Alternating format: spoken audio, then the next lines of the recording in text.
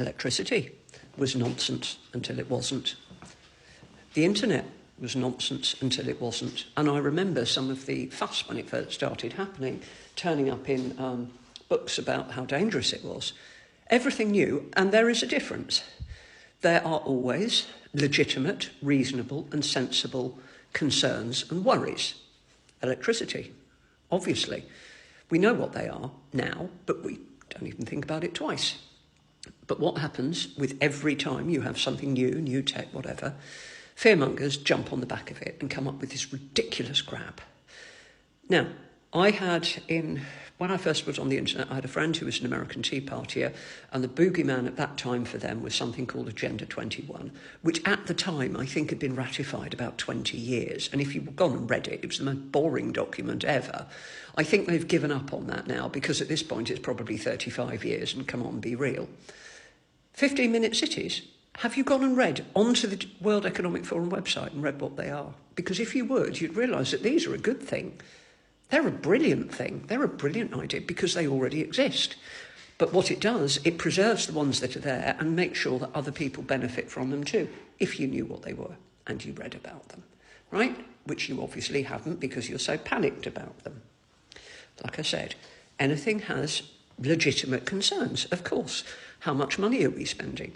The problem is, when you look at these things, you have to ask yourself a few questions. And one of the big questions is this possible? Is somebody physically able to do this?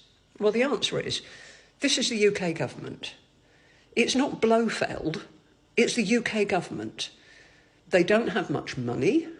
Their tech has always been creaky and faulty. Their bidding system is, quite frankly, a bit dodgy. And all those things are things that we should be worried about. But if you think they're going to be able to suddenly whip up out of nowhere the funding, the tech and the server storage for all these nonsensical ideas, then we've got a much more efficient government than any of us ever dreamed about. Come on, governments are crap. Like I said previously, the only people at present who have got the money, the know-how, possibly the tech, maybe the infrastructure to do any of these ridiculous things are the big tech companies. And then you've got to come across it. Why would they want to do it? And the answer is all this idea about somehow turning us into these drones. Please bear in mind that all of these people make their money by us having money to buy things. It's in their interests for us to have money to spend. Everybody going on about how awful China is. The Chinese citizens have actually not a bad lifestyle. Go and have a look. They're living perfectly comfortably, quite well fed, quite nice. And what have they all got? Money to spend. Because, like it or not, and I'm not a fan of capitalism. I'm not a fan of this. But the world moves on. New things occur all the time, and as they occur, we ask sensible, reasonable questions about them. What we don't allow is stupid nonsense like 15-minute cities and panic about Agenda 21 that never happened, because that's just out of the realms of being sensible. Like I said, why would anybody want to do it? And like I said, you can go on this app and ask people in China. And what you will see is people living in perfectly comfortable flats. Quite frankly, their flats are bigger and more comfortable than ours are.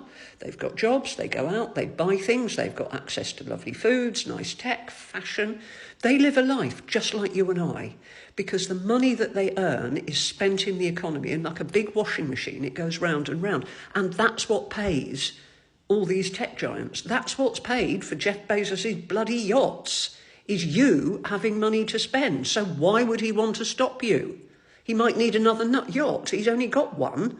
And after all, surely he needs at least 4.